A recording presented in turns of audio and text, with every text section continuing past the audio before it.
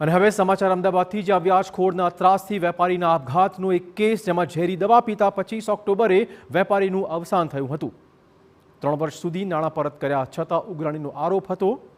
વેપારીએ ઝેરી દવા પીધી તે દિવસે વ્યાજખોરોએ ધમકી આપ્યાનો આક્ષેપ છે। આરોપીએ વેપારીને આપઘાત માટે ઉશ્કેર્યાનો આરોપ છે। આરોપીએ જાનથી મારી નાખવાની ધમકી આપી હતી। મૃતકના પત્નીએ વ્યાજખોર સામે નોંધાવી હતી પોલીસ ફરિયાદ।